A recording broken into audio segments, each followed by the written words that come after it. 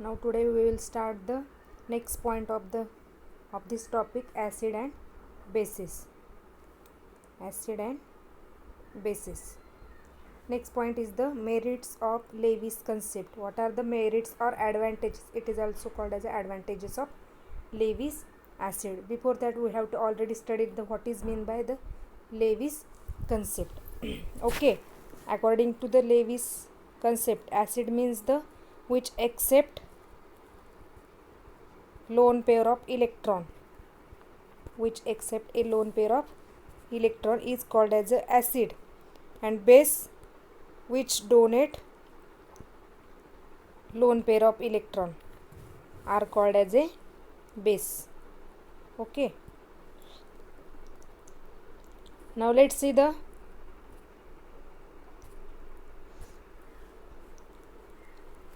about the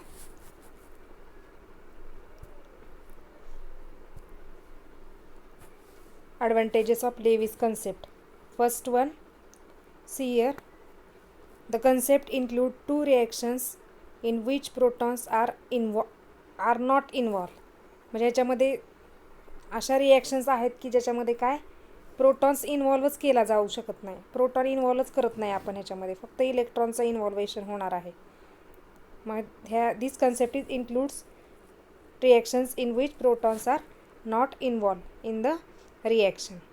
this is the merits of Lewis concept. आपण ह्याच्यामध्ये इलेक्ट्रॉन्सचा विचार करत असतो, बरोबर का, प्रोटॉन्सचा विचार करत नाही. प्रोटॉन्स म्हणजे H+. It does not consider in the Lewis concept. Then second one is the it is more general than the Brønsted-lorry concept. म्हणजे ही कुणापेक्षा जनरल आहे, म्हणजे सोपी आहे. This is the very general than the Brønsted-lorry concept.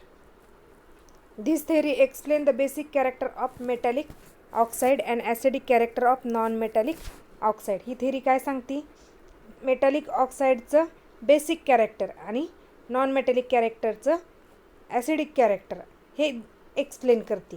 मेटॅलिकचं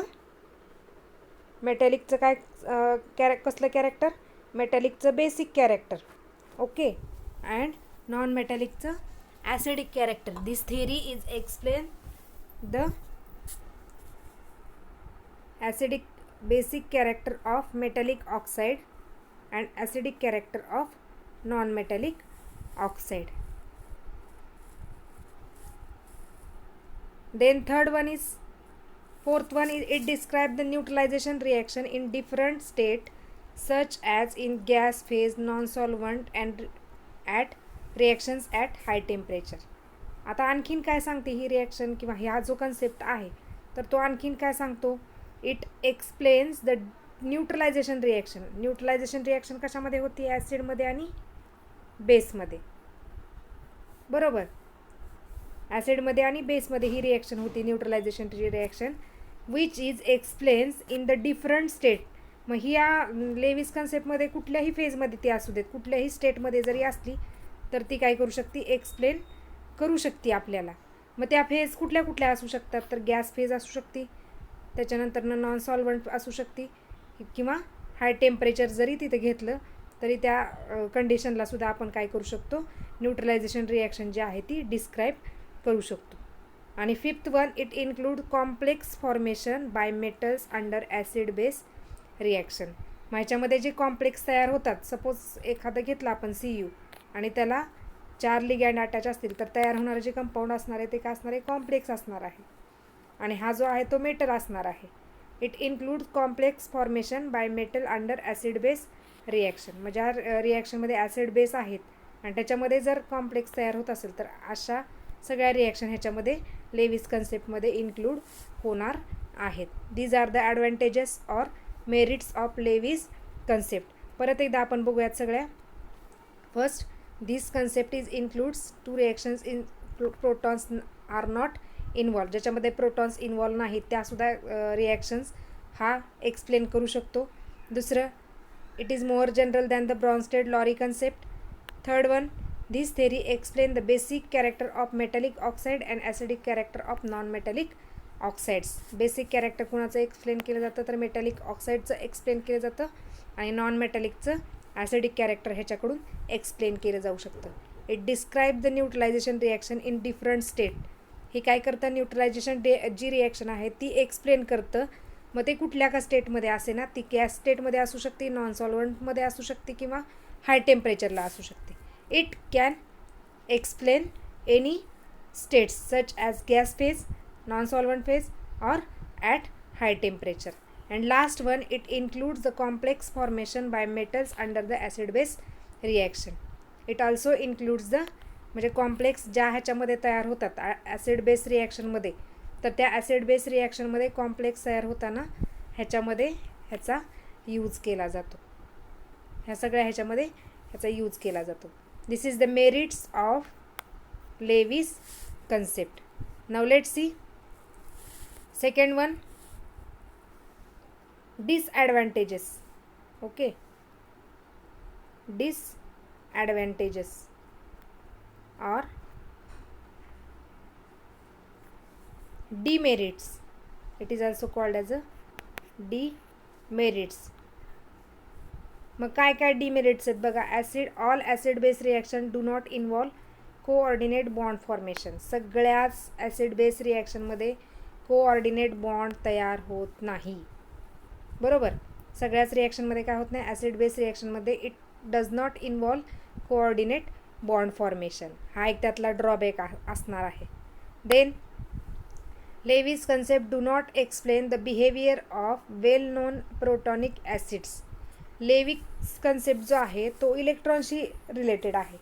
Therefore, it does not explain the behavior of well-known protonic acid. मग प्रोटॉनिक acid कुठले, HCl, H2SO4 जे आहेत ते ॲसिड आहेत. It content H+, that is proton. मग ह्यांचं बिहेवियर हे explain करू शकत नाही. H2SO4 असू देत किंवा HCl असू देत, हे प्रोटिक ॲसिड्स आहेत, त्याच्यामध्ये प्रोटॉन्स आहेत. Therefore this concept does not explain in case of protonic solvent or protonic acids. Okay, and this is the drawback of this theory. Then therefore according to Lewis acid they are regarded as acid. This theory fails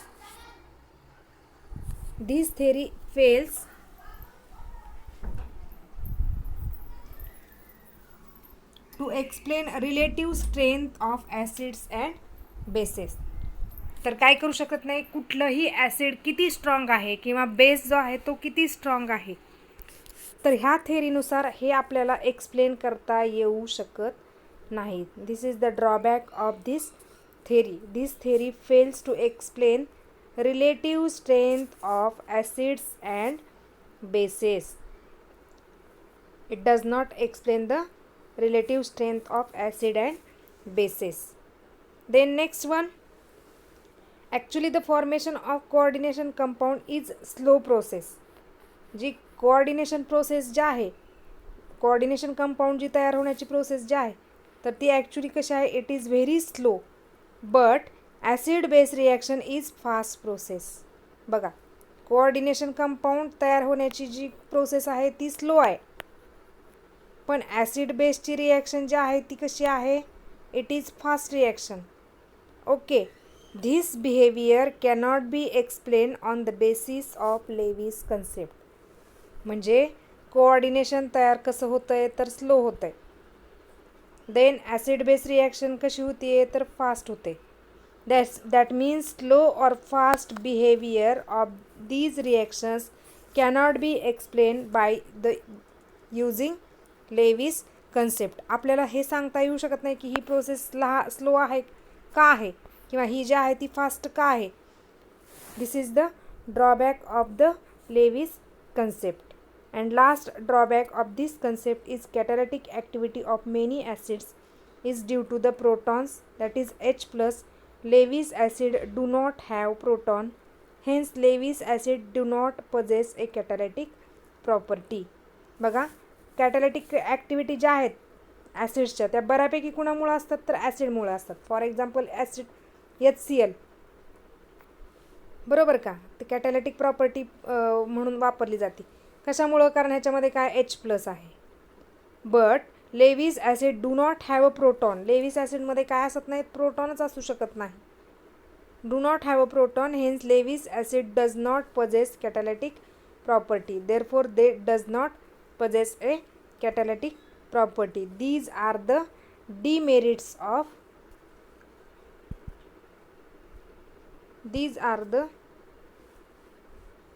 demerits of Lewis concept. परत एकदा बघा, all acid and base reaction do not involve in coordinate bond formation. सगळ्या acid बेसच्या reaction coordinate bond फॉर्मेशनमध्ये involve होत नाहीत.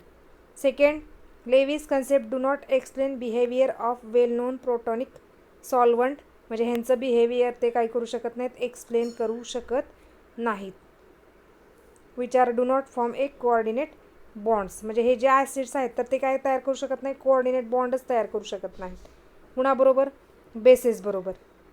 Therefore according to the Lewis acid or according to the Lewis concept, these are regarded as a acid. This theory fails to explain the relative strength. Very important. This theory fails to explain relative strength of acid and bases. मी आत्ताच तुम्हाला सांगितलं की एखादा acid strong आहे का weak आहे हे सांगण्यासाठी त्याची रिलेटिव्ह स्ट्रेंथ आपल्याला माहिती लागते आणि ती काय करू शकत नाही, ही थेरी एक्सप्लेन करू शकत नाही. Actually the formation of coordination compound is slow process. जी फॉर्मेशन आहे, कोऑर्डिनेशन कंपाऊंड तयार होण्याची जी प्रोसेस आहे ती स्लो आहे आणि ॲसिड बेसची रिॲक्शन होण्याची जी प्रोसेस आहे ती फास्ट आहे. मग ही जी स्लो आणि फास्ट जे प्रोसेस आहेत तर ही थेरी काय करू शकत नाही, एक्सप्लेन करू शकत नाही. आणि last, catalytic activity of many acids is due to the proton. ज्या कॅटॅलिटिक ॲक्टिव्हिटीज आहेत बऱ्याच रिॲक्शनमधल्या त्या कुणामुळं असतात, H+ असतात. आणि Lewis acid does not have a proton. Lewis ॲसिडमध्ये H+ नसतो, त्याच्यामुळं it does not possess a catalytic property. त्याच्यामुळे हे काय करू शकत नाही, कॅटॅलिटिक प्रॉपर्टी म्हणून त्याचा यूज केला जाऊ शकत नाही. These are the demerits of Lewis concept. Next point बघा, hard and soft acids and bases. Hard and soft acid and bases. त्याचा शॉर्ट फॉर्म काय तयार केला आहे, लॉंग फॉर्म बघितला आपण आत्ताच. Hard and soft acids and bases, HSAB. H for hard, S for soft, A for acid आणि B for bases. Hard and soft acid and bases. बघा, तर नेमकं कशावरनं हे काढलेलं आहे, तर त्याला काहीतरी मेन त्याचं इंट्रोडक्शन बघूया. On the basis of preferential bonding metal have been classified as follows. Class A metal, त्याच्यामध्ये अगोदर क्लास ए मेटल दिलेलं आहे. क्लास ए मेटलमध्ये कुठले कुठले मेटल्स येतात बघा, अल्कली मेटल्स येतील, त्याच्यानंतर अल्कलाईन अर्थ मेटल येतील. म्हणजे हे पहिल्या ग्रुपमधले आणि हे दुसऱ्या ग्रुपमधले. First A, second A. Class एमध्ये अल्कली मेटल आणि alkaline earth metal. Then class B मेटलमध्ये बघा, heavy metal ion, heavy ion metal heavy metal iron or the ions in low oxidation state. म्हणजे ज्या आयनच्या ऑक्सिडेशन स्टेट ज्या आहेत त्या low आहेत तसे जे इलेमेंट आहेत तर ते बीमध्ये वापरले जातात बघा, heavy metals.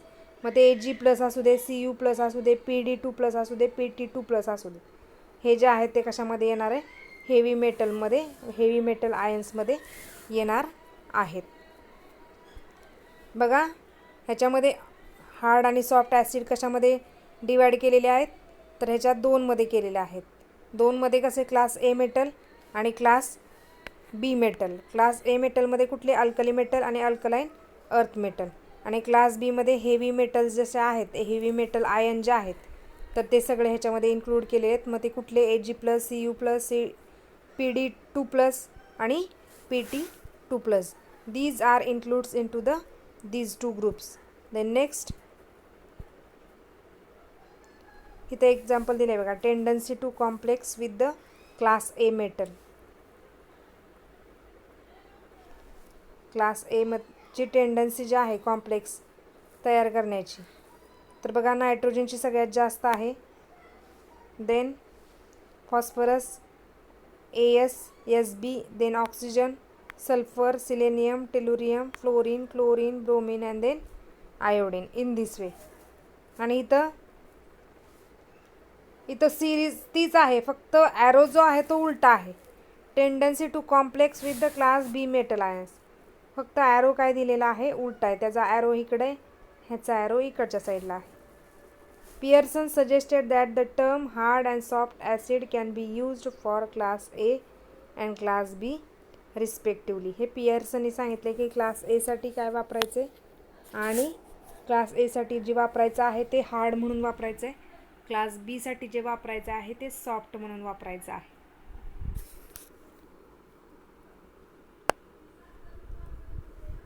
Classification of acid and bases as a hard and soft. बघा त्याचं क्लासिफिकेशन दिलेलं आहे, हार्ड आणि सॉफ्ट. बघा Lewis acid, the cation or neutral molecule which can accept अगोदर बघितलेलं आहे आपण, a cation or neutral molecule which can accept a pair of electron are called as a acid. Acid त्याच्या नावातच आहे, ॲसिड म्हणजे एक्सेप्ट करतो. काय एक्सेप्ट करणार आहे? Lone pair of electron. Lone pair of electron accept जर करत असेल तर it is called as Lewis acid. Then a hard acid, these are the cations or neutral molecule in which the acceptor atom has, हे 3 condition दिलेल्या आहेत बघा. Hard acid जे आहेत ते कुणाला म्हणायचं, तर असे कंपाऊंड किंवा असे cation or neutral molecule in which acceptor जो आहे तो कसा असला पाहिजे, तर तो एकतर स्मॉल साईजमध्ये असला पाहिजे. कसा असला पाहिजे तो एक्सेप्टर घेणारा जो आहे तो कसा असला पाहिजे. ऑलरेडी आपल्याला माहिती की acid lone pair of electron एक्सेप्टच करतात, मग तर ते असले कसे पाहिजेत, तर एकतर ते स्मॉल साईजमध्ये असले पाहिजे. It have high positive oxidation state, that is hi positive charge. त्याच्यामध्ये जी ऑक्सिडेशन स्टेट असली पाहिजे जास्त असली पाहिजे आणि ती कशी असली पाहिजे, पॉझिटिव्ह असली पाहिजे. दॅट इज हाय चार्ज, म्हणजे चार्जसुद्धा त्याच्यावरती काय असणार आहे, जास्त असणार आहे. Low polarizability, that is cannot be polarized easily in outer electron orbitals are not easily polarized. म्हणजे पोलरायझबिलिटी जी असणार आहे तर ती सहजासहजी न असणारी पाहिजे, लो पोलरायझेबिलिटी असली पाहिजे त्याच्यामध्ये. These are the hard acids condition. ह्या ज्या कंडिशन दिलेल्या आहेत त्या कशाच्या कंडिशन आहेत, हार्ड ॲसिडच्या कंडिशन आहेत. ओके, एक स्मॉल साईज असला पाहिजे, दुसरी हाय पॉझिटिव्ह ऑक्सिडेशन स्टेट असली पाहिजे आणि लो पोलरायझेबिलिटी असली पाहिजे. Then next alkali metal ions, for example Li+, Na+ आणि K+, हे आहे बघा त्याचे examples. Then alkaline earth metal ions Be2+, Mg2+, Ca2++, आणि lighter transition metal that is Cr3+.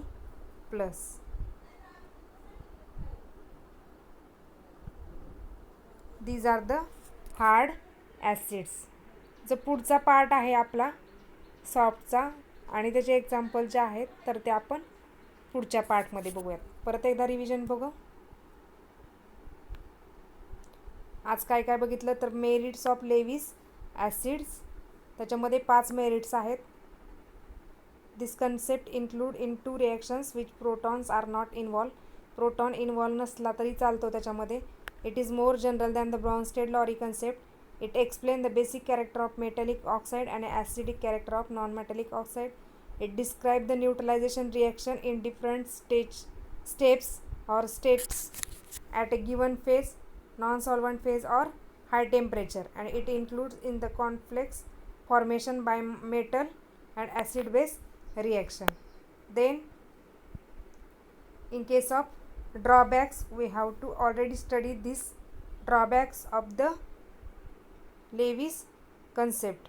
Then next, hard and soft acid. What is mean by hard acid and soft acid? First we know the why this classification is here. On the basis of preferential bonding, metal have been classified as follows: class A metal and class B metal. class A metal मध्ये कोण येतं? Alkali metals and alkaline earth metal. And in class of B metal, it contain heavy metals, iron ore or the ions in the low oxidation states. म्हणजे ज्याच्यामध्ये oxidation state कमी आहेत असे जे आहेत ते ह्याच्यामध्ये येतात. Then these are the examples. Tendency to complex with the class A metal. Complex तयार होण्याची जी टेंडन्सी असणार आहे ती कशी असणार आहे?